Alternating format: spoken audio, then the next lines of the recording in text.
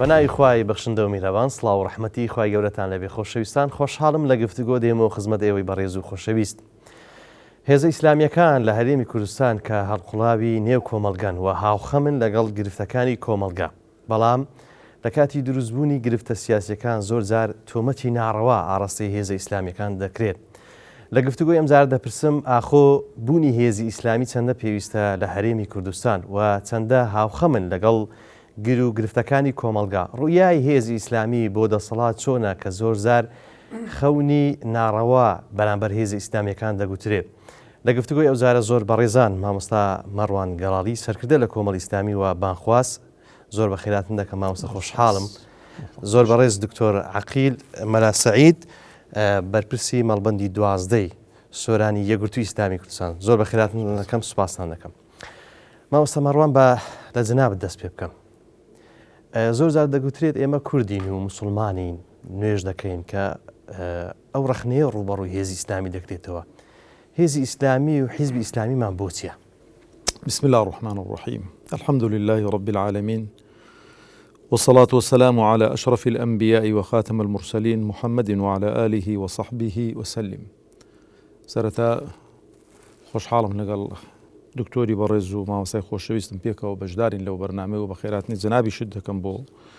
ئەو دەڤەرە. وەڵام من هەروە پێم خۆش هەر بە سادەیی ئەگەر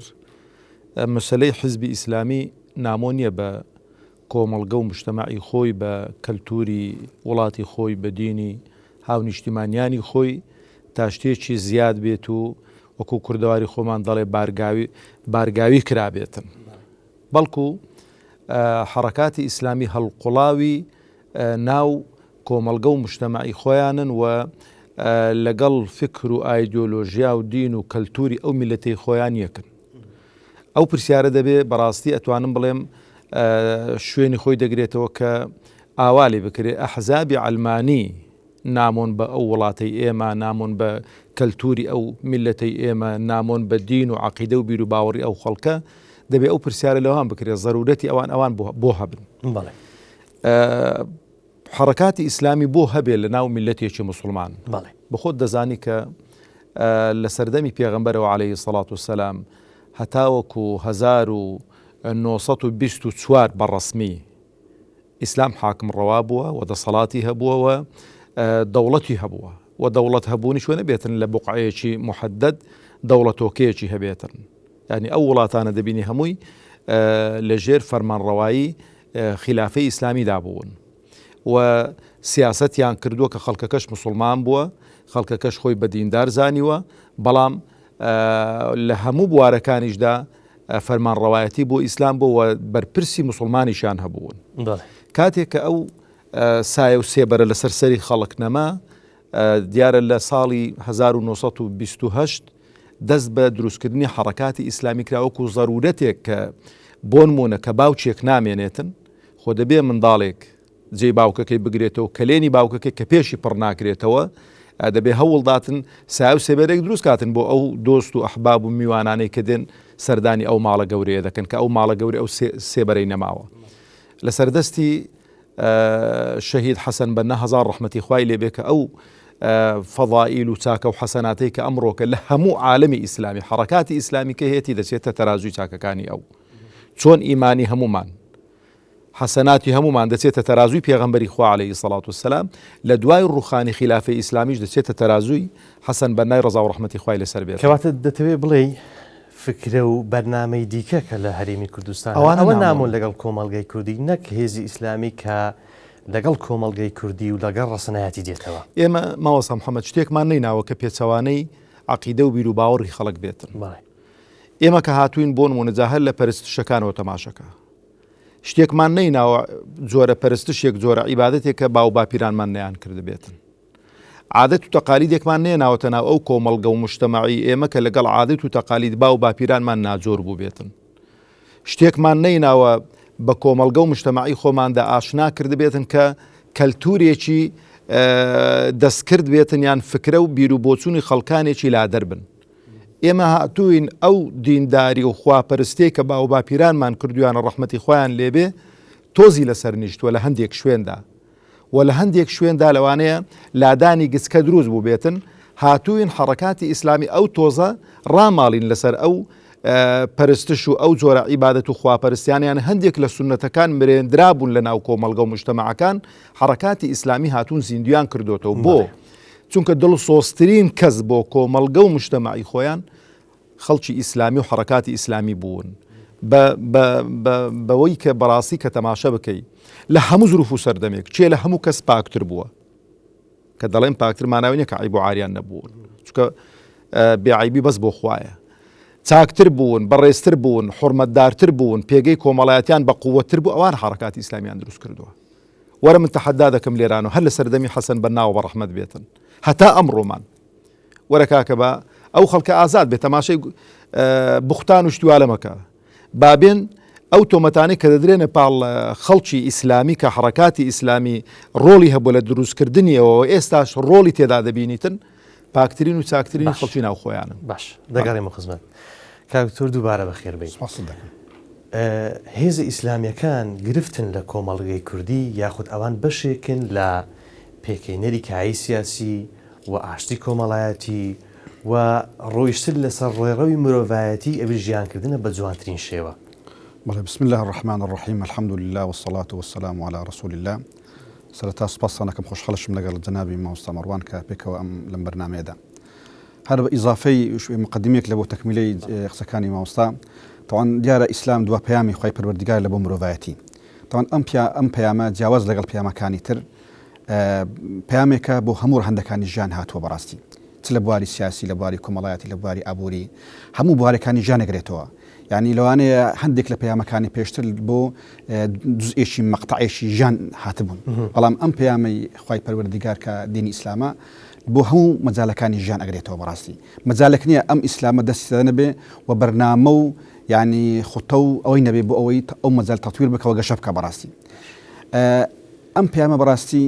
14 قرن حکمی کردیە شماوەسە باسی کرد 14 قرن وڵاتانی ئیسلامی لەگەڵ بوونی هەندێک ملاحەزات لە هەندێک مەقطع لە هەندێک شوێن مەثەلەن کە ئەویش خەتای ئەو کەسانە بووە کە تەطبیقی ئەم بەرنامەیان کردووە نەک خودی ئیسلام خۆی پاکە بەڕاستی بەرنامەیەشی بێهاوتایە بێعیبە بەڵام لەوانەیە ئەو کەسانی کەوە ئەم بەرنامەیە جێبەجێ ئەەکەن لە مەقطعێکی زەمەنی هەندێک گلەیی و گازندە و مشکلان هەبوو بێ بەڕاستی لەگەڵ خودی پەیامەکە بەڵام لەگەڵ هەموو ئەو ملاحەزانەش بەڕاستی ئیسلام کە حکمی کردووە يعني واقع بووە حضوری هەبووە و لە ئاستی دووەلی بەڕاستی سەنجی هەبووە مەثەلەن بەڵام پاش ڕوخانی خلافەتی ئیسلامی بین ئەو عالەمی ئیسلامی چەند پەرتەوازە بوو بەڕاستی ئەمڕۆ ئیسلامیەکان کە بە شێوەیەکی منەظەم وەڕێکخراو هاتوونە مەیدان هاتوون بۆ ئەوەی ئەم عیزەتە و ئەم گەورەیەی مسلمانان کە پێشتر هەیان بە بەڕاستی بگەڕێنەوە پایەکانی ژیان هەوڵدان ئەم ئیسلامە حضوری هەبێ بەڕاستی يعني وڵامی بۆ هەموو ئەو پرسیارانی کە لە ئێستا لە ڕۆژگاری ئێمەدا ئەکرێ باشە کاکتۆر لە هەرێمی کوردستان ینی خوێندنەوەی ئیسلامیەکان خوێندنەوە لەو بابەتە بە تایبەت کە زۆر جار باز لەوە دەکەن یعنی تۆمەتێکی حازر بەدەست هەیە هەر کاتێک لە ڕووی سیاسیەوە ڕەنگە گرفت دروست ببێ ئیسلامیەکان ناونیشانێکی گەورە بە تیرۆر کە ئێستا لە هەموو جیهان ڕوبەڕووی هێزی ئیسلامی دەکرێتەوە لە هەرێمی کوردستان ژناوە بەناوە لە ڕێگەی میدیای سێبەر لە ڕێگەی کەسی نازۆر لە هەرێمی کوردستان ڕوبەڕوی ئێوە گرفتن لە هەرێمی کوردستان یاخود ئێوە بەشێکن لە چارەسەر بەشێکن لەو کۆمەلگایە و بەشێکن لەوەی کە ژیان وەکو مانای حەقیقی بڕوە تاوان مەسەلەی تیرۆر دیارە مەسەلەیەکی شورەی چێ ڕەهندێکی فکری بەڵام لە ڕووی دەرونیش و لە ڕووی کۆمەڵایەتیش هەر هەبوو بەڕاستی یعنی ئەگە تەماشا بکەی ئاخر ئیحسایاتی مەسەلەی تیرۆر لێسەن ستاییەکە يعني أقل لهر يعني ستايكش كم ترى براسي يعني أو كسيك تمثيلي شوري إرهابك وتنتج أنوينه لأنه مجموعي مسلمان زوزر كم براسي بعكس ولوين لزور أديان وأفكار ترزياتر بلا لمسائل ده أما يك دوم إما بسيار كين أو لرابردوده مثلا أو خلكاني كجراون بأفكار تنرو آية تندبو مثلا آية بهمو أو كساني كوا بناوي إسلام تلور كراون مثلا يعني برين رابن برامر کراوە ژمارەیان زۆر کەمترە لەو کەسانی کە بەناوی ئەفکاری تر بەڕاستی ینی تۆقاون وەرهابیان لێکەوە کوژراون بەڕاستی کەواتە ئەوە شتێکی عالەمیە و شوری گشتیە مەثەلەن لە کوردستاندا ینی بەعکسەوە بەڵکو ئیسلامیەکان بوونە پەرژینێک بۆ ئەوەی خەڵک لە ئیرهام بگەڕێتەوە بەڕاستی يعني أو أفكار ميرواني كأمره أحزاب إسلامي تبني أكال كردستان ده براستي يعني أجر أو أحزابان نبوايا لو أنا خلق تشزور جند تشزور بلشوا برو أفكار تندرو تسوا براستي إسلامي كان ضامني باراستني فکری مسلمانەکان لە هەرێمی کوردستاندا بەڕاستی توانیان گەنجانێکی زۆر لەسەر پەروەردەیەکی جوان ئەخلاقێکی جوان لەسەر فکرێکی میانڕە و خزمەتکار بە ملەتی خۆیاندا تربیە بکەن بەڕاستی کەواتە نەک ئیسلامیەکان لە کوردستاندا بنەمای ئیرهاب و ئەوانە بەڵکو بەعکسەوە بنەمای خێر و خۆشی و پاراستنێک و پەرژینێک بۆ ئەوەی ئەم گەنجانە و ئەم خەڵکە لە ئەفکاری توندڕە و پارێزراوە بێ نەک بەعکسەوە خوا نەخواستە بنە بەشێک لە تیرۆر و ئەوانە. باش مامۆستا مەڕوان زۆر جار باز لەو دەکرێت کە ئیسلامیەکان لە هەرێمی کوردستان دین و سیاسەتیان تێکەڵ کردووە لە پێناو بەرژەوەندی خۆیان. ئیسلام بەکاردەهێنن بۆ گەیشتن بە مەنسەب و پلەپایە. باز لەوە دەکەن کەسێک کە دیندارە مسلمانە پێویست ناکات دینەکەی تێکەڵی سیاست بکات، تێکەڵی مزگەوت، پەروەردە یان هەر بابەتیشت. ئەوە پەیوەندی من و خوایە دەبێت لەگەڵی بڕۆم تاوەکو لە ژیان ماون. ئێوە بۆچی دین بەکاردەهێنن بۆ سیاست لە پەنای دینەوە سیاست دەکەن؟ وەڵام من پێشووی وەڵامت دەمەوە پێم خۆشە لەسەرەوەی ئەو تۆمەت و ناو ناتۆرانەی کە بۆ خەڵکی ئیسلامی دروست دەکرێتن تەبەنەوەی ئێستانە ئەوەی سەردەمی موسای عەلەیهی سەڵات پێش موساش عەلەیهی سەڵات وسەلام خوای گەورە 1400 ساڵەوەی بۆ دەرج کردوین دەفەرمێ لە سوورەتی الأعراف ئاەتی 131 فإذا جاءتهم الحسنة قالوا لنا هذه کاتێک کە خێر و خۆشی و بوجە دێت و پارەی زۆر بەسەر وڵاتدا دەڕژێت و کێشەی کۆمەڵایەتی نێو دەڵێن کاکەوە شان و باڵی ئێمەیە ئەوە حکمت و لێزانینی ئێمە ئەو وڵاتە بەڕێوە دەبین. بەڵام خوای پەروەردگار دەفەرمێ وئین تصیبهم سەیئەة ئەگە بوجە بڕە هجومیان کرا سەر فەشەلیان هێنا لە ڕووی حکمڕانی و لە ڕووی ئیداریەوە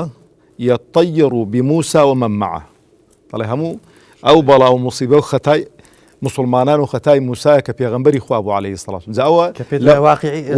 واقعی ئێستایە چونکە عولەما دەفەرمون مێژوو دووبارە دەبێتەوە. ئەو جا دێمە سەر ئەو پرسیارەی بەڕێزت خۆشەویستم. جارێ ئێمە هەڵنەستاوین دین و سیاستمان تێکەڵاو کرد بێ حاشاوە لیلله ئەو ئیشی ئێمە نییە چونکە گەمەوەمان کردبێ بێدعەتێکی خراپمان کردووە. ئێمە هاتوین دینی خوای پەروەردگار وەکو جەنابی دکتۆر ئیشارەی پێکرد کە 1400 قەڕن 1400 ساڵ حکمڕان بووە وەرە بۆم بێنە لەو 1400 ساڵەی کە سیاست و داوە و بانگەواز و دینداری و اقتصاد و هەرچی کە ناوی دێنێ لێکیان جیاواز کردبێتەوە بڵێ تەخەسوسات هەبووە ئێستاش تەخەسوسات هەیە بەڵام دینی خوای پەروەردگار وەکو کاک دکتۆر باسی کرد دینێکە بەس دروشم نییە بەس سیاست نییە بەس پەرستش نییە بەس کۆمەڵە ئیشێکی خێرخوازی نییە. خوای گەورە دەفەرمێ یا ئەیها الذین آمنوا ادخلوا فی السلم کافە دین هەموو ڕەهەندەکانی ژیان دەگرێتەوە. سیاستکردن بەشێکی گرنگ و بەشێکی مهمی دانەبڕاوە لە مسلمانەتی و لە دینداری ئینسانی مسلمان بۆ چونکە پەیوەستە بە هەموو تاکەکانی کۆمەلگە و مجتەمع. ئەو فکرێ چۆن دروست بوو مامۆستا محەممەد ئەو فکرێ کاتێکە دینی نەسڕانیەت دەستکاری کرا لە بۆ بەرژەوەندی حاکم و دەسەڵاتدارانی ئەوروپا وایان لێکرد کە ئەوان خۆیان بە نوێنەری خوا دەزانی کە هەموو زوڵ مستەمێکیان لە خەڵک و لە کۆمەلگە و مجتەمع دەکرد کۆمەلگە و مجتەمعیان دەچەوساندەوە ئەو خەڵکە بێزار بوون چونکە تەقەبول معقول نییە خوا تەبارەک و تەعالا بە ناوی خوا زوڵم لە خەڵک بکرێتن سەرانە لە خەڵک بستیندرێتن لەبەرەوەیان هەستان شۆڕشێکیان دەست پێ کرد کە دین و سیاست و دەوڵەتداری لەگەڵ عیبادەت و خواپەرستی لێک جیاوازکەنەوە. ئەوان ئەو شتەیان کرد کە بڵێ ڕاهیب و ئەوانەی کە خۆیان پێ پیاوانی خوا بوو کە لە ناو ئێمەدا لە ناو مسلماناندا پیاوانی خوانین ئەوانیان وەلانان ئەوانەی کە ئەمڕۆ جۆش کراون بە فکری ئەوروپا بە فکری ئەلمانیەت جاوان هەر جارێک کە لە بازاڕیوان بۆ نمونە پێش ئێستا شوعیەت و مارکسیەت و ئەوانە باویە بچکەوە لەوێن دەرێ هەرسی هێنا و جارەوە گێڕەکەیان گۆڕیوەتەوە و سوکانەکەیان گۆڕی و بۆ شتێکی دیکە کەواتە تۆمەتەکە ناڕەوایە نەک ناڕەوایە ئەسڵەن هەر کەسێک کە تۆزی ڕۆشنبیر بێ خوێندەوار بێ ئەو قسەی ناکات. جا ئەوجا ئێمە هەڵنەستاوین دین بۆ بەرژەوەندی خۆمان بەکار بێنین چونکە ئێمە ئەسڵەن باوەڕمان بە دینەکە هەیە ئەوە ئینسانێکی منافق پەرژینێکی قایم بێ ئەو تەسەڕوفات و هەڵسوکەوتەی دەکا. ئینسانی منافقیش مانگێک دەتوانێت نیفاق بکە 2 مانگ دەتوانێت نیفاق بکە ساڵێک دەتوانێت نیفاق بکە ناتوانێت هەتا ژیانی هەر بە نیفاق بژیتن. لەبەرەوەی بەڕاستی ئینسان ئێمە هاتووین ئەوەی کە دەیکەین و ئەوەی کە دەیڵێن باوەڕمان پێێتی قەناعەتمان پێێتی بە دینداری دەزانین بە خواپەرستی دەزانین و ئومێدمان وایە کە خوای پەروەردگار پاداشمان داتەوە لەسەر ئەوە لەبەر ئێمە بەڕاستی ناتوین فێڵ لە کۆمەڵگە و مجتەماعی خۆمان بکەین بین لە پاڵ ناوەڵ ئەوانە دینیان بۆ بەرژەوەندی خۆیان بەکارهێناوە کە ئەلمانین و باوەڕیان بە دین نییە بۆ نمونە کە دێن لەسەر شاشەی تەلەڤیزیۆنی قسە بۆ خەڵکێکی دیندار دەکەن بسمیلاهی دەکەن کە لە ژیانی ڕۆژ لە ژیانیاندا نوێژێکیان بۆ خوانە کردووە دێن مزگەوتەکان بەکار دێنن کە باوەڕیان بە مزگەوتەکانیان لە ژیانیاندا نەبۆ جومعە نەبۆ جەماعەت مزگەوتیان نەبینیوە دێن بۆ نمونە ئیستیدلال بە ئاەتێکی قورئان دەکەن کە باوەڕیان بە قورئانەکەی نییە ئەوانە دین بۆ بەرژەوەندی خۆیان بەکار دێنن بە ئێمە ئیسلامی ئێمە باوەڕمان بەو دینەیە قەناعەتمان بەو دینەیە وەکو جەنابی دکتۆر فەرمووی ئێمە هەوڵ دەدەین جوانیەکانی ئەوەی کە لە دەستمان چوو بیچێڕینەوە بەڕاستی نەک بۆ شەخصی خۆشمان بۆی کە ئەو خەڵکەی دەور و بەرماندا بەختەوەر بن چونکە ئێمە قەناعەتمان وایە ئەو خەڵکە بەوەی بەختەوەر دەبێت کە بگەڕێتەوە بۆ دینی خوای پەروەردگار پەیوەست بێ بە دینی خوای پەروەردگار و دینی خوای گەورە حاکم بێ بەسەر مولایەکمان زۆر چاک کاک دکتۆر یەشێک لە بابەتەکانی کە حیزبە ئیسلامیەکان لە هەرێمی کوردستان پەیڕەوی دەکەن بابەتی بەڕاستی خزمەتگوزاریە و دەستگرتنی هەژار و لێقەوما و کەم دەرامەت و خەڵکی هێتیم و بێدەرەتانە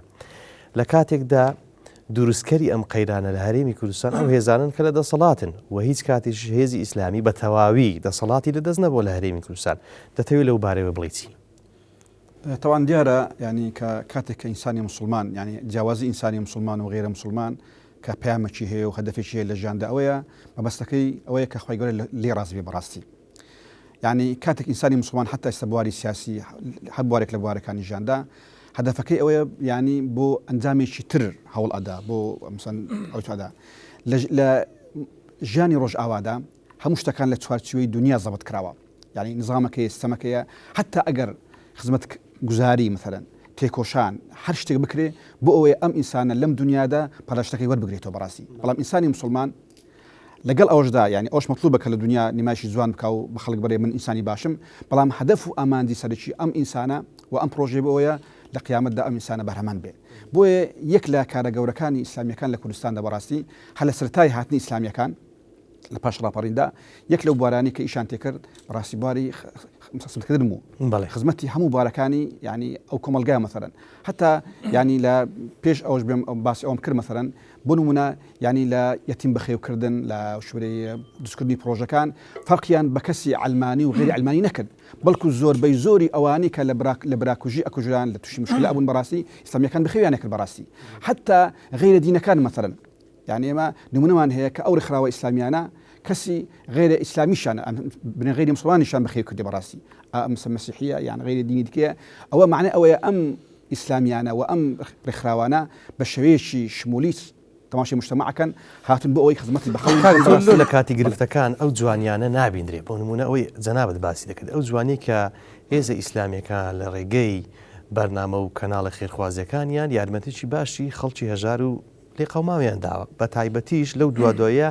بابەتی کەرنتینە و نەبوونی کار و کاسبی کە ئەوەی دەستیداهەیە هێزە ئیسلامیەکان بوو لە هەرێمی کوردستان بە یارمەتیدانی خەڵکی بەبێ جیاوازی بەبێ ئینتیمای حیزبی ئەو جوانیانە لە کاتی گرفتەکان بۆ نابینرێ بۆ هەر کاتێک گرفتی سیاسی دروست دەبێ ئیسلام چیرۆری دەخرێتە پاڵ و ئەمانە هێزی دەرەچی و دەستی دەرەچی و ئەو جوانیانە بۆ نابینرێت لە هەرێمی کوردستان ئەوە تاوان بەشێکە لە ململانی سیاسی کە بەداخەوە ئەم هێزە علمانیانی کە ئەمڕۆ لە کوردستان حاکمن بەڕاستی کە نایانتوانیوە لەگەڵ بوونی دەهاتێکی زۆر ئەم خەڵکە دەهاتی ژێرزەوی و سەرزەوی بەڕاستی ژانێکی جوان بۆ خەڵک دابین بکەن ئیتر دەیان قیران بۆ گەلیان دروست کردووە قیرانی سیاسی قیرانی ئابووری قیرانی فکری حتا قیرانی ئەخلاقی کۆمەڵایەتی بەڕاستی ئەمڕۆ ئیسلامیەکان سوپاس بەخوای گەورە لە مەیدانن بۆ ڕەوانەوەی ئەو هەموو قەیرانانە بەڕاستی بتایبەتی لە بواری ینی ئابووری کە باسمان کرد لە بواری اقتصادی توان ینی ئێستا لە ماوەی ئەو کەرنتینە و ئەو مشاکلە قیرانە بەڕاستی ینی خەڵک مشاهدە ئەو هەموو بەرنامە و ئەو هەموو ینی حملاتی شوورەی خێرخوازی کە لە هەموو بارەکان لە بوارەکانی ژان مەثەرەن ئەگرێتەوە بەڕاستی شاهدی ئەوە نەکە ئیسلامیەکان لەگەڵ ئەوەی کەوا هیچیان بەردەست نییە حاکم نین لە وڵاتە بەڕاستی بەدەهاتێکی کەم بە سوال و سەدەقە توانیتیان خەڵکێکی زۆر لە فەقیر ڕزگار بکەن بەڕاستی ئەمە نیشانەی ئەوەیە خەمخۆری ئیسلامیەکانە بەڕاستی و ئەو پەیامەیە کاتێک ئینسان خاوەن پەیام بوو و لە بۆ هەدەفێکی گەورە ئیشی کرد بەڕاستی ئەبیتە مایخێر لە بۆ هەموو دەوروبەر هەروک پێغەمبەر فەرمی المؤمن كالغيث صلى الله عليه وسلم أينما وقع نفع لهر شوێنێک بی ئەم ئینسانە بەڕاستی ئەبی تەمای خێر و بەرەکەت و خۆشی لە بۆ دەوروبەری خۆی. باش مامۆستا مەڕوان ڕوئیاتان لە بۆ دەسەڵات بە تایبەتی زۆر جار باز لەو دەکەن کە هێزە ئیسلامیەکان ئەگەر دەسەڵاتیان بە تەواوی بێتە دەست نمونەی فڵان و فیسارن لە حکومداری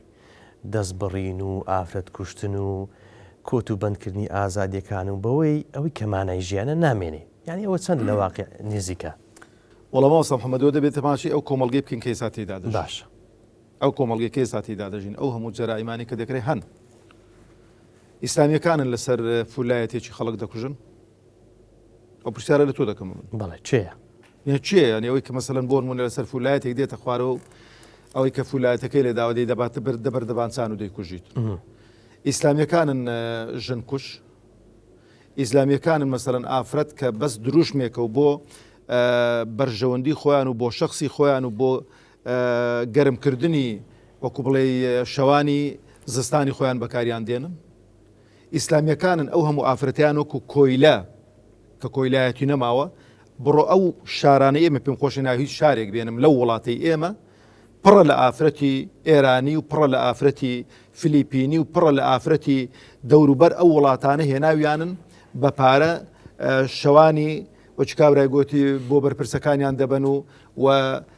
بە پارەیەکی ئەو میلەتە ئیشی فاحیشەیان لەگەڵ دەکرێتن. ئیسلامیەکانن ئەو هەموو شوێنی مەساج و خراپە و خراپەکاری و فاحیشەیان دروست کردو کاتێک کە لێشیان ئاشکرا دەبێت فەوڕەن دەیان کوژن و زیندە بە چاڵیان دەکەن. بەشیشان مامۆستا پێیان وایە ئەوە پێشکەوتنە ینی لە ئەمە لەگەڵ پێشکەوت نەدانین ئەمە ئەوە بەڕاستی بەبەت ڕەوشتی دەزانین دینەکەی ئێمە کەواتە دەتانەوێت بۆ نمونە ئەگەر مامۆستا محەممەد ئێمە گەر حاکم بین بەڵێ ئەوەی خوای پەروەردگار تەبارەک و تەعالە داوای لێ کردوین پێمان بکرێت جێبەجێ دەکەین بە کورت و کرمانجی باش خەڵک ئازادە هەڵمان دەبژێریان هەڵمان نابژێری گەلێک زاریانە من لە بەرنامەکانی کەناڵی ئەو برادرانە قسەم کردووە ئێمە یان حکومڕانی ئەو وڵاتە ناگرینە دەست بەڵام خەڵک دیارە کە خەڵکێکی موسڵمانە ئەوەی لێ دەوەشێتەوە کاتێکە ئەتۆ هەڵبژێریتن وەکو حکومڕان وەکو دەسەڵاتدار دەشزانەی ئەتۆی ئیسلامی جیاوازی لەگەڵاو ئێمە کۆمەڵە شتێک دەکەین بەڕاستی ئەوەی جەنابەت دەڵێ جارێ پێم سەیرە هەرچی کە باز دەکات لە دەستبڕینەکەی دەست پێ دەکات باشە کاکە دەستبڕینەکە ئاخیر شتە ئیشاڵە هەناشی بینین لە وڵاتی ئێمە بەڵام پێشەوەی کە تۆ بێی بۆ نمونە بێی ئەو وڵاتە حکومڕان بی نایە خۆت تێرکەی و ماڵ و منداڵت تێرکەی و بیرەنەوتەکان تەوزیعکەی بەسەر منداڵەکانت و بەسەر ئامۆزاکانتدا و جا بڵێ خەڵکەکەی دیکەش وڵا هیچم لە بەردەستدانی و بوجە نییە ئەتۆ دەی سەرۆت و سامانی ئەو وڵاتە بە عەدالەت دابش دەکەی بەسەر ئەو میلەتەدا خەڵکی فەقیری تێدا نایەڵی خەڵکی محتاجی تێدا نایەڵی جا هەندێک دەستی نەخۆش هەندێک لە ناو کۆمەڵگەدا هەندێک خەڵ نەخۆشە چا نابیتن ئەنی بۆ نمونە ئەتۆ هەر باسی دەست بڕین مەکەم یەک نمونەت بۆ دێنمەوە دەست کە تووشی سەرەتان بوو چی لێ دەکەی دەچێرای دکتۆر پارە دەدەی بڵێ جاری وایە دەفتەرێکی دەدەی لە پارەی خۆت دەڵێ کاکە بەس ئەو دەستەم لە کۆڵکەوە خۆ بڕین هەر بڕینەوە بڕاوە لە بەرەوەی ئەو دەستەی کە فێری ماڵی خەڵکی دەبێ خوای گەورە دایناوە حکومە من و تو دامان نناوە و منۆکو خۆم بەخوا شارازیشی پێوە دەکەم بەڵام کاتێک کە تەماشەکە عومەری کوڕی خەتاب ڕەزا و ڕەحمەتی خوای لەسەر بێ فەرمووی دەسەڵاتداران بۆ ئەوەن کە خزمەتکاری خەڵک بن کەسجی خەڵک تێرکەن کە نێڵن خەڵک محتاج بێتن دەست بۆ ماڵی خەڵکی بباتن لە دوو والیەکی نار فەرمووی والی حکمی ئەو کەسە چیەکە دزی دەکا فەرمووی جەنابی خەلیفەی موسڵمانان دەست بڕینە گوتی قەسەم بەخوا ڕعیەتی تۆ کەسێک دزی بکا دەستی تۆ دەبڕم یعنی نیشانەی چی نیشانەی ئەتۆ خەڵکت برسی کردووە ئەتۆ کاکە خەڵکێکە مەگەر نەخۆش بێ موچەی مانگانت بدرێتێ کاتێک پێداویستیەکت دەبێت لە بۆ نەخۆشی ماڵ و منداڵت بۆ دابین بکرێتن کاتێک کە پێویستێکت دەبێت بۆ ژن و ژن خوازی کچ و کوڕەکەت بۆ دابین بکرێتن کاتێک کە کێشەی نیشتە جێبوونت نەبێت کاتێک چکە لە دەوڵەتی ئیسلامی هەمان دەستە بەرکردوون بۆ خەڵکە خۆکوێستا نەبووە خەڵکێک قڕبێ و خەڵکێک ئەوچ کاورای گوتی پڕ بێتن یعنی لەو کاتێدا ئەو کەسەوانە سەرکردایەتی لێرە ئەوەی کە دەسەڵاتی بەدەستە بۆ نمونەوە حیزبانی کە دەسەڵاتن باز لەو دەکەن خزمەتکاری خەڵکن ئەوە نییە بەردەوامن لە بەزاریە ئەو خزمەت بەزاریە لە واقعدا نانە خزمەت بەزاری ئەوە یعنی خزمەت بەزاری ئەوەی هەر بەزار بۆ دەڵێن دەناوەرە لە کوێن دەرە خزمەتکاری ئەو خەڵکن وەرە ئەو خزمەتەی بەو خەڵکیان کردو ئەو شوێنانەی کە خزمەتیان پێ بۆ خۆیان ئیشیان پێ بووە ئەو شوێنانی کە خزمەتیان پێکردو پرۆژەیەکی تیجاری خۆیانە. بۆ نمونە دەڵێن کاکە ئێمە شەبەکەی ئیتیساڵاتمان بۆ خەڵکی دابین کردووە، قۆڵبڕینی خەڵکە کاکە. پارەی لە بەرچی من و تۆ دەردێنن، ینی لەگەڵ ئەوەیدا کە مەسەلەن بە کارتیش دەکرێت بەڵام دزیشت لێ دەکات. ینی هەروەکو نمونەیەک دەڵێم تەحەدا دەکەم لەو هەموو شەبەکانی هێنە ناوی هیچیان نادەم. لە کاتی ئیتیساڵات و پەیوەندیکردنیدا 2-3 جاران نەیپچڕێنیتن. بۆ دەیپچڕێن ئەدی نابێ و پرسیارە بکەی کاکە. لە نیوەی قەتعی دەکاتم پارەکەی خۆی بردووە دیسانەکە تۆ ئیتیساڵ دەکەیەوە هەندی دیکەی دەباتن. ئەدیەوە ئەو دزینەوە. جا ئەو هەموو تیجارەتەی ینی بەس ئەو شەبەکەی ئیتیساڵات و خەتی ئەنتەرنێت و ئانە بدرێتەوە دەوڵەت بۆ خۆی سەرپەرشتی بکاتن و موچەی ئەو وڵاتی پێدابین دەکاتن. ئێمە بەڕاستی ماوەسە نابێ بە شیعار و بە قسەی فابریقەی ئەوانە هەڵخەڵەتین. خزمەتکردن ئەوەیە خێزانی شەهیدان نێتن لەسەر شاشەی تەلەڤیزیۆن بگرێتن.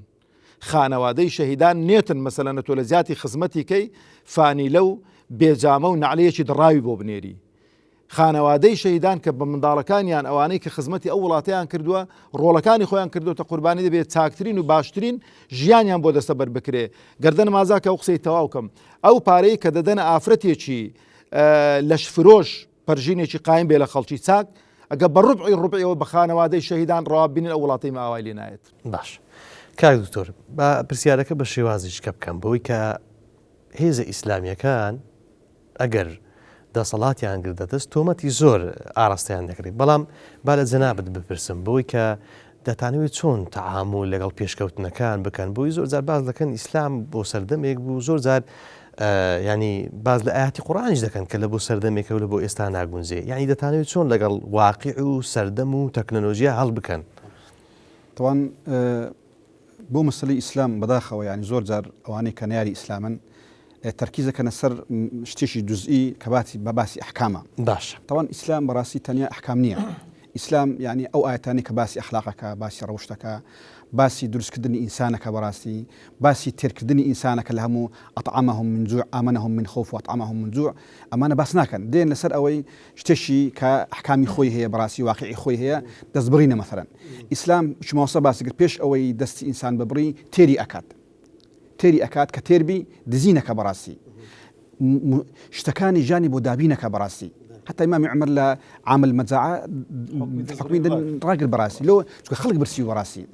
لحمو تاريخ إسلامي تماشي بكي تن تاكنونيك أويش أحكامي خويه وضعي خويه براسي بلام أبين نيراني إسلام تركيزك نسان أمبوارا كإسلام دست بري وأجري وإعدامك ورزمك إلى آخره براسي. أوان لزورزاني يأخذ لنزاني أو بابته. والله إذا بشك لو أنا لزورزاني به بشك لو أنا خلص عوامش كتناقة وكاشولي مؤثرة بو إعلام فاسدة أويش يعني شولي كاريجر بوشتو لنزاني براسي. رغم الأصل ده براسي إسلام لا تاريخي خوي أو صار ذكرناك إشي كده براسي أصلا أو نمنا زوزر كمن براسي. دزبرينو أو أحكامه إلى آخره مثلا. إنسان إسلام مقدمات درستك بوي حكم إسلامي درس براسي. بيش أو حكمك زي بتجيبك مقدماتي بو درستك. يعني بأي بو أرخصيني مثلا لبواري كمالاتي لبواري سياسي لباي روشنبري لهم مبارك عند براسي إنسان كتير بو كزاني حاكمك يا سلطيك يا يعني شو لي ريزي لي أجري وما فكاني دابينك دسنابا بو دزينو بو طالانو بو فرتوفيل براسي ايوه ترزناب لسر آزادي كان أما لا يشكل لمسألة آزادي براسي هل الإسلام فري آزادي كردوين لا إكراه في الدين مثلا إنسان وشبه معمر فرمي يعني إسلام هاتي أم إنسان لكولياتي دربيني بكات السيد إنسان لا بيج إسلام ده تون مثلا أفراد بابيل كانوا أفراد لبيج إسلام ده وضعي تون براسي عبدا كان وضعي عن تون بو إسلام كهات أم أفرتا أم عبدا أم إنسانة أم كمالجات سيلي هات إنسان قوري أبي براسي بداخل إما أجر بس بجوانين تماشي بكين ذاكر نوي الدين للسياسة لبو مجتمعات غربي سشي ضرور ببراسي شو كأم ديني كأوان بريانا كد دين نبو بمعنى الدين ديني شو محرف بو دينك بو كدجي أزادي بو دجي هو بها كان يجام براسي دكريب برين بشك ما دكريب برين بشك لإستاء لهريم كردستان أويا ك براستي إما دين من دادري لدى الصلاة ويعني كان دين من دادري لدى الصلاة بوي جيشين بو بعد خيستا ذا قصكم أوي براسي غرب يعني بو بيشكوي ناتار بو الدين دابري لا لمجالي السياسي ولا مجالي الجاني خوي براسي شو كأم دينا فعلا دينش واقعي بو دينش محرف بو دينك بو لقل هموش تكاني الجان بيتسوانه براسي برام آية ديني إسلام واي براسي بعكس هو إما أوكات كدين من دابري لا واقعي الجاني مسلمان كان دا إما دوا كوتين بس هيدش كان مثلا علمانيا كان عالم إسلامي مثلا لە چ ئاستێکدان لە ڕووی ڕۆشنبیری لە ڕووی تەکنەلۆجی لە ڕووی مثلەن حەزاری لە دواون بەڕاستی یعنی ئەگە تەماشای بکەی ئەو شوێنانەی کە بە ئەندازەیەک لەگەڵ کەرتوری خۆیان گونجاون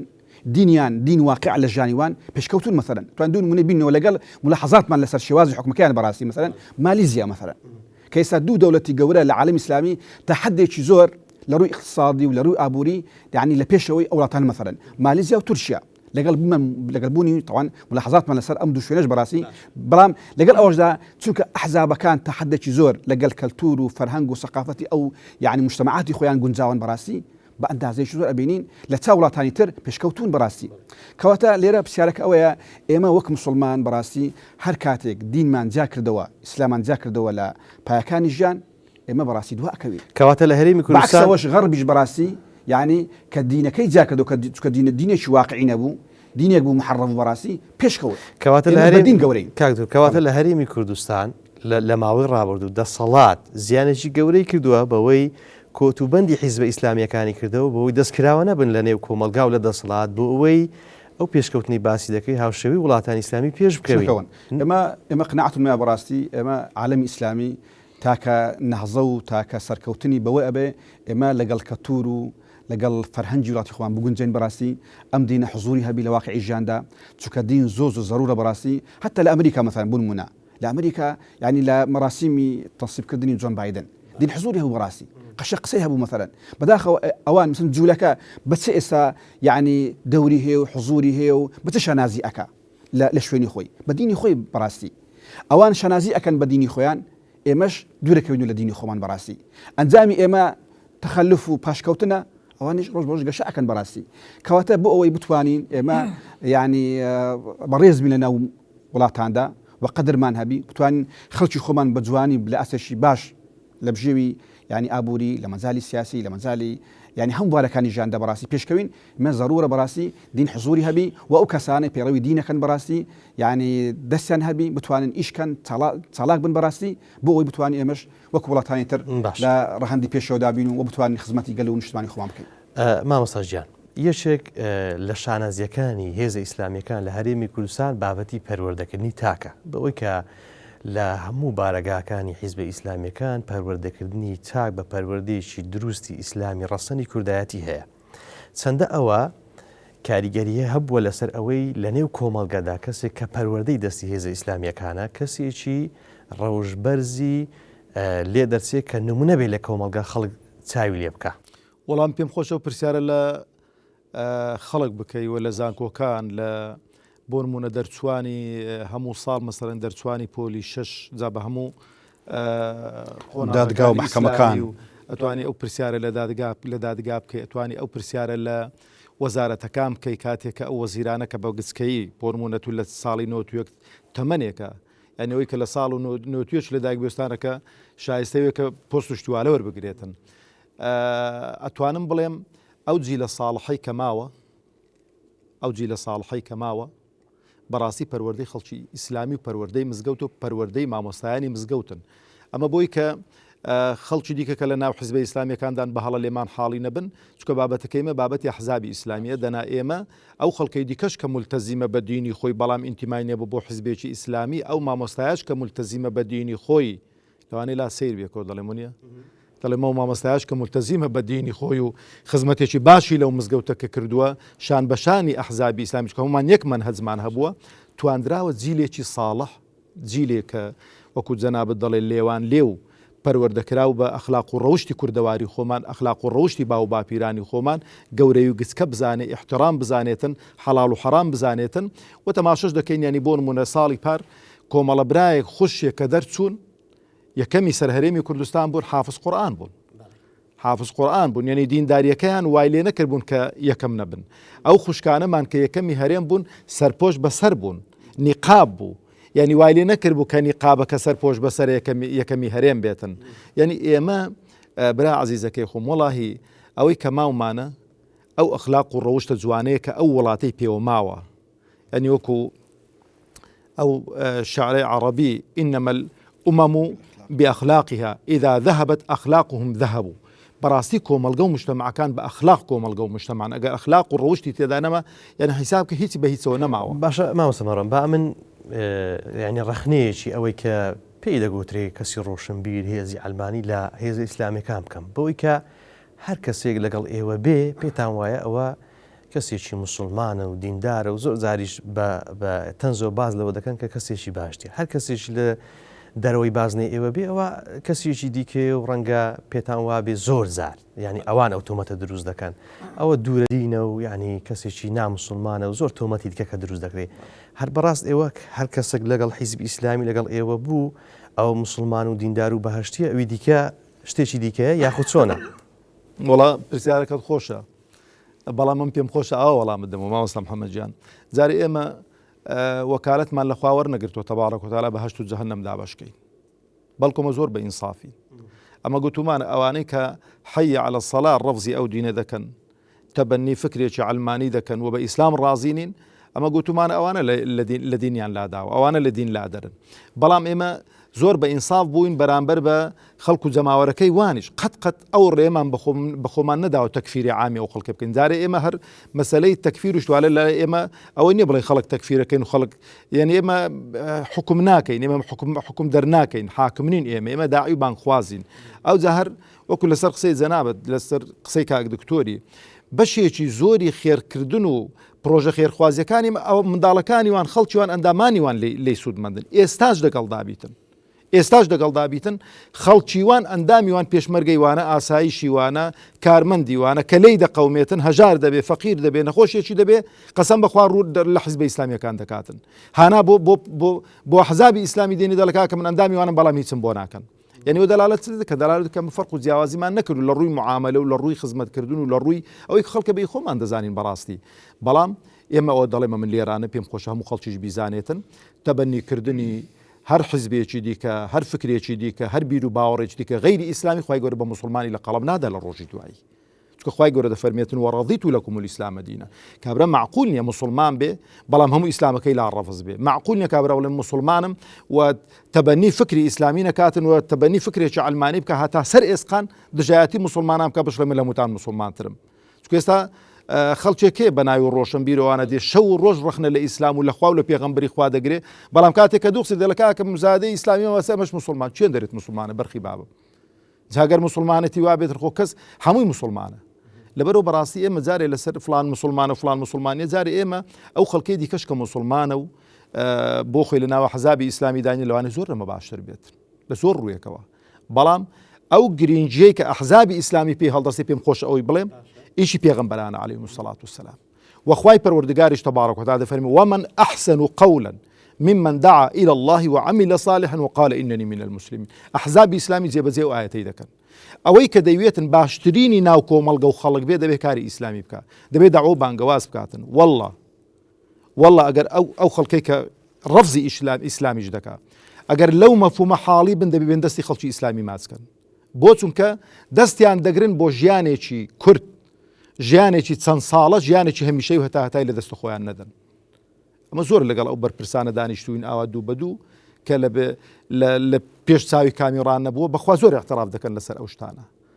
بەخوا پێمان دەڵێن کە ئەوان لە چ نەخۆشیەکی نەفسیدا دەژین بەخوا پێیان گوتوین کە ئیسراحەتیان نییە شەو ڕۆژ خەویان لێ ناکەوێتن بەڵام کاتێک کە ڕوبەڕووی ڕاگەیاندن دەبێت تۆ ناتوانێت ئەو قسانە بکاتن باشە کاک دکتۆر کاتم کەماوە دەمەوێت لەسەر بابەتی بەڕاستی ئاشتی کۆمەڵایەتی قسە بکەم کە دەور و ڕۆڵی هێزە ئیسلامیەکان لەو بوارە باز بکەی بە تایبەتی ئێمە لە کۆمەڵگەیەکین هێزە ئیسلامیەکان زیاترین ئەوانن کە تێکەڵی خەڵکو و معانات و کێشە و گرفتی خەڵکن لەوەدا هێزە ئیسلامیەکان کاریگەریان چی بووە؟ بەڵێ کەوان گرنگترین شت بەڕاستی لە بۆ ینی ئاشتی کۆمەڵایەتی بە تەسەووری من ئەوەیە ینی پاراستنی ئەخلاق و بەهای کۆمەلگایە ئێمە زانین کە ئیسلامیەکان ئەتوانێن زامینی پاراستنی شوناسی ئەم میلەتەن ئەمڕۆ تایبەتی لە عەسری ینی تەکنۆلۆجیا و ئەو وەسائلی ئیتیصال و ئەوانە بەڕاستی هێرشێکی گەورە لەسەر کەلتور و فەرهەنگی وڵاتان هەیە بە شێوەیەکی گشتی بە تایبەتی ئەو وڵاتانی کەوە ینی پابندن بە کۆمەڵە قیەم و بەهای گەورە مسلمانان بەڕاستی ئەمڕۆ ئەم هێرشە زۆر حضورێکی گەورەی هەیە و کاریگەری زۆری هەیە بەڕاستی ینی ئێمە کە باسی حتا باسی کوردایەتی ئەکەین باسی نەتەوە ئەکەین ئەم نەتەوایەتیە و ئەم کوردایەتیە بریتیا خۆ یان شتێکی مجەسەم نییە مەثەن بێن ئەمە کوردایەتی ئەمە وڵاتە ئەمە کۆمەڵک شتا مەثەن ئەمە ئەم معنایانە بەدەستە ئەبن لە چەند بەهایەک لە چەند قیامێک بەڕاستی ئەگەر ئەو قیام و بەهانە نەمان ئەم شتش بخۆی نامێنێ بەڕاستی یعنی ئێستا کەسانێک دروست بوون ئەسەن لە هەموو شتێک بەرین لە نەتەوە لە نیشتیمان لە وڵات لە هەموو شتێک بەڕاستی ئەمە خەتەرێکی زۆر گەورەی لە داهاتوودا ئەگەر ئێمە فریان نەکەوین جیلی داهاتوو لەسەر کۆمەڵ قیام و بەهای گەورە تربیە نەکەین کە شانازی بکە بە وڵاتی خۆی بە نیشتیمانی خۆی بە زمانی خۆی بەڕاستی تر ئەمە لەس دێ ئێستا عائیلە هەیە منداڵەکانی بە ئینگلیزی قسە ئەکەن نزان بە کوردی قسە بکەن بەڕاستی ئیسلامیەکان لە بوارە توانین برێم زامینی پاراستنی شوناسی ئەم میلەتەن بەهاو ئەخلاقی ئەو میلەتەن بەڕاستی ئەمە گەورەترین یعنی شتە کە خزمەتی کۆمەڵگا دەکەن کە پێویستە بەڕاستی یعنی تەقدیر بکرێن و هەو تەشجیع بکرێن ولەو بوارە بەڕاستی حتا حکومەت و دەسەڵاتدار بگاتە ئەو ئاستەی کە خەتەرێکی گەورەی لە مستەقبەلدا لە داهاتوودا لەسەر ئەم میلەتە ئەم وڵاتە بەڕاستی چونکە ئەم جیلە نوێ ئەگەر هاتوو یعنی قیەمی لەدەستدا بەهای لەدەستدا بەرەو عقالێکی ترچ و بەڕاستی هەموو شتەکانی وەکو یەک بوون ئیتر یعنی هیچ شتێک نەوڵات پارێزی نە نیشتیمان نە قەومیەت نە کوردایەتی هیچ حزوری نامینی بەڕاستی بۆیە ئێستا ئەمڕۆ ئیسلامیەکان وەک پەرژینێک وەک حسنێک وە قڵایەکوان بەڕاستی بەو ئەندازەی خۆیان بەڵام ئایا چەند ئەتوانن نازانم یعنی بتوان ئەم کارە جێبەجێ بکەن چونکە لە مقابلیشدا هێرشێکی گەورە هەیە پێشتر باسمان کرد ئەو مامۆستا باسی کرد بەڕاستی کە ئیتهامکردنی ئیسلامیەکان و هێرشکردن سەر ئیسلامیەکان و پەراوێز خستنیان لە کاری یعنی کۆمەلگا مجتەمەعدا بەڕاستی ئەمە پێویستە دەرکی پێ بکرێ و هەمومان پێکەوە هەوڵ دەین یعنی لەم بوارە ئیشکەن و ئاشتی کۆمەڵایەتی بگەڕینەوە چونکە تاکە زامین بۆ پاراستنی ئاشتی کۆمەڵایەتی یەکیان مەجالی قیامە ئەو تیا مەجالی ئابووری و سیاسیە کە بەداخەوە ئەمڕۆ ئێمە لە وڵاتیشدا بەڕاستی بینین یعنی حکوومەتی ئێمە كشري لا أتجي زور ضعيف ده مثلا خلك زور بمستوى فقير يعني هجارة براستي كأو دوشتانا لا قيم بها بالاكن ليش لاني أبوري ولاني إداري ولاد ده براستي أما أنا دو كولاجن أجر خانة خاصة لنا وسون براستي أو أشتي كمالات الناس زور سپاسان كم زور برزان ما مستا مروان قلالي سكرتير لكم الإسلامي وباشتيك ما وقع مازال هبي فرم أويك براستي قيادة وسركردة إسلامية كان پاکترینی ناو کۆمەڵگەیان بوون جاشەتیان نەکردووە خۆفرۆشیان نەکردووە مساومەیان لەسەر وڵاتی خۆیان نەکردووە نەبوون بە عەمیلی هیچ وڵاتێک نەبوون بە جاسوسی هیچ وڵاتێک ڕۆژێک لە ڕۆژان لەشکرکێشیان نەکردو پێش لەشکری دوژمن نەکەوتون بۆ داگیرکردنی وڵاتەکەیان و بە شاهێدی سەرکردەکانی خۆیان باش زۆر بەڕێز مامۆستا مەڕوان گەڵاڵی سەرکردە لە کۆمەڵی ئیسلامی و بانخواست زۆر بەڕێز دکتۆر عەقیل مەلا سەعید بەرپرسی مەڵبەندی 12 یەکگرتووی ئیسلامی سوپاسان دەکەم کە لە گفتوگۆ لەگەڵم بوون سوپاس بۆ جەنابتان سوپاس بۆ هاوکارانم سوپاس بۆ خۆشەویستان تا بەرنامەیەکی دیکە بەخوای گەورەتان دەسپێرم خواتان لەگەڵ